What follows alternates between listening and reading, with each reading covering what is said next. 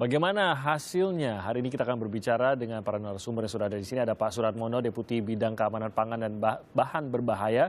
Dan juga ada Mbak Natali dari YLKI.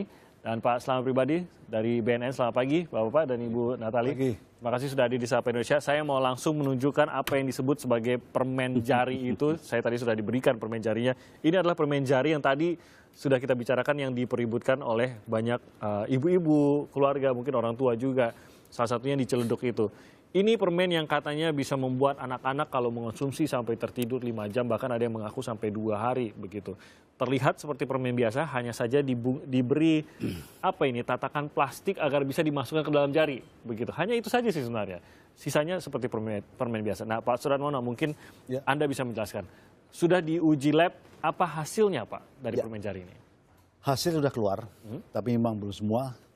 Semenjak adanya informasi itu, kami sudah perintahkan kepada Balai Besar Balai POM seluruh Indonesia untuk melakukan investigasi. Nah, investigasi itu yang jelas ke TKP yang awal. Kemudian kepada seluruh Balai Besar Balai POM Indonesia untuk melakukan pengambilan contoh. Dan ini sudah dilakukan. Kemudian hasil uji juga baru selesai kemarin, tapi belum semuanya. Tapi paling tidak dari beberapa lokasi yang kita ambil, kita sampling, kita uji, hasilnya memang negatif. Tidak ada satupun yang positif untuk narkoba dengan beberapa parameter untuk yang narkoba. Itu yang satu hal. Kemudian saya ingin menginformasikan bahwa informasi seperti ini sebetulnya kan sudah berulang ya. Tidak saja terkait dengan masalah permen jari, tapi juga ada magic pop, lollipop, kemudian permen-permen lain dengan berbagai bentuk yang seolah-olah itu mengandung narkoba. Itu. Nah, ini sampai saat ini juga belum terbukti karena kita juga melakukan pengambilan contoh di berbagai tempat untuk permen-permen yang diisukan di media sosial. Itu yang kedua. Kemudian yang paling penting terkait dengan permen jari ini sebetulnya kan sudah terdaftar di Badan POM. Dia importernya resmi, kemudian sudah terdaftar di Badan POM dengan mendapatkan nomor ML, ya kan? Mereka sudah kita evaluasi keamanannya, mutunya, termasuk juga komposisinya yang ada di dalam permen itu sendiri. Sudah diuji sebelum beredar. Nah, kemudian ketika mereka masuk, ya kan, ke wilayah Indonesia melalui importasi, kan juga sudah kita sering melalui SKI. Ya kan, mereka kan masuk baru tahun 2016 ini ada melalui Medan, melalui Tanjung Priok. Itu juga harus melalui clearance Badan POM. Artinya permen itu juga sudah kita evaluasi juga. Apakah benar-benar dia masih konsisten ketika sudah mendapatkan nomor izin edar ML itu, kemudian dia beredar, tentunya kan kita juga melakukan pengawasan juga. Ya, itu yang jadi sebetulnya saya ingin menyampaikan kepada masyarakat. Sebenarnya tidak ada perlu panik lah.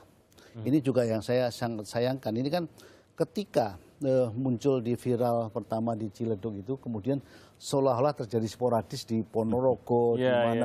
Nah, sementara kami juga sudah perintahkan. Ini pagi tadi, ini saya juga sudah langsung menghubungi Kepala Balai POM di Surabaya. Benar nggak ada kejadian? Laporannya begitu? Laporannya di kejadian di Ponorogo, di Probolinggo dan sebagainya. Ya, ini harus kita buktikan. Karena ketika ada informasi, tentunya informasi kan bisa A1 sampai A6.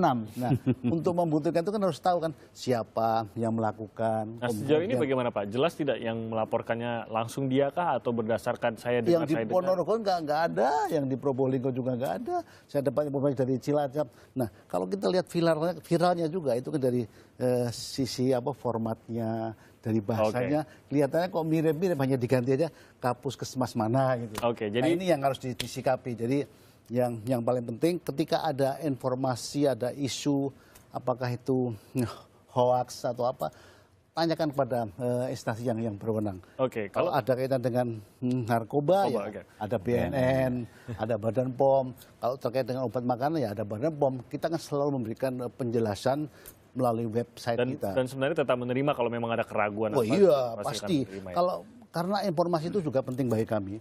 Itu adalah bagian peran serta masyarakat dalam melakukan pengawasan. Kita mata telinga kita kan terbatas juga, sehingga perlu dari masyarakat. Kembali ke permen jari dari YLKI sendiri, pernahkah ada menerima laporan, mungkin tidak terkait hanya permen jari, tapi yaitu kekhawatiran mengenai apa yang dikonsumsi oleh anak saya di lingkungan sekolahnya dan apa yang diperjualbelikan di lingkungan sekolahnya, pernah tidak menerima hal seperti itu? Biasanya apa? Tentunya sih kalau konteksnya dalam keamanan pangan masih ada beberapa pengaduan yang masuk ke kami, khususnya untuk pangan yang aman, terdaftar atau tidak gitu. Kemudian menanyakan bagaimana sih cara mengecek ini pangan tersebut aman atau tidak gitu, cara mendeteksinya seperti apa. Kemudian juga di sini kami tentunya memberikan arahan-arahan, memberikan edukasi kepada konsumen gitu. Termasuk juga ketika konsumen tuh menanyakan ketika menemukan makanan yang tidak ada label halal atau tidak ada BPOM-nya gitu. atau tanggal kadaluarsanya, seperti itu mereka biasanya adukan ke kami juga. Apa biasanya yang dilakukan oleh YLKI untuk mengklarifikasi hal ini? Memang menjadi penyambung lidah menuju ke BPOM dan mungkin pihak yang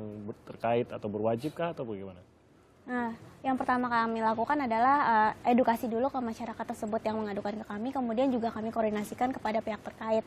Apakah itu tentang narkoba, nanti kita koordinasikan dengan BNN, kemudian apabila itu tentang murni keamanan pangan atau labelnya, itu kita cek ke BPOM, seperti itu. Jadi memang itu tadi yang penyambung lidah dari masyarakat. Iya, ketidaktahuan konsumen itu harus kemana dulu, seperti itu nanti kan kita sambungkan. Meresahkan karena cukup ini Pak, pelik juga kalau dibilang mungkin kalau hanya sekedar bukan sekadar, saya tidak merendahkan, tapi mungkin tidak ada tanda kadaluarsanya dan lain-lain, itu mungkin menjadi hal yang tidak secara langsung membahayakan. Tapi karena dikatakan wah mengandung narkoba begitu, Pak Slamet ini kan langsung orang tua langsung waduh hati-hati, anak-anak saya bisa ketagihan atau bahkan bisa katakan overdosis dan lain-lain. Itu kekhawatiran masyarakat sebenarnya Pak Slamet. Tapi sebenarnya kondisinya bagaimana Pak Slamet kalau dari BNN sendiri, penyebaran yang luas di area-area anak-anak itu? Ya, begitu kita menerima viral itu, kemudian beberapa BNNK melakukan pengambilan sampel di berbagai tempat di sekolah-sekolah, dikirim ke lab BNN, kemudian ke lab BNN menyampaikan ke saya, kontak-kontak dengan Badan POM, menyampaikan POM juga meneliti, BNN juga sedang meneliti sampai saat ini. Mudah-mudahan segera selesai. Nanti kita akan rencana rilis barang. Ini merupakan sebuah trauma masyarakat, di mana para sindikat narkotika itu memang selalu memodifikasi bentuk dan cara penjualan. Selalu dimodifikasi sampai kepada sasaran anak-anak memang selalu dilakukan oleh mereka. Supaya apa? Anak-anak ini akan bisa berkarier soal narkotik 10 tahun, 20 tahun yang akan datang. Dimulai sekarang lah dia mulai. Ini sangat bahaya. Jadi memang kalau ada hal seperti ini, targetnya bukan hanya mencari keuntungan, tapi menciptakan seorang yang ketagihan narkoba dari usia muda. Iya, betul. Mengerikan sekali. Ya, dari muda, kemudian diciptakan oleh para sindikat agar dia berkarier, agar dia nantinya pengguna aktif narkotika. Ini rencana jahat sekali ini. Sesering apa sih Pak, bahwa memang pernahkah ada temuan benar ada sesuatu, ada sebenarnya? Ada di Sumatera Selatan, pernah ada Bika Ambon. Kita tahan dulu di situ. Saya akan langsung ke apa yang sudah menjadi temuan BNN dan ternyata memang beredar luas yang meresahkan masyarakat. Nanti setelah jeda kami akan segera kembali.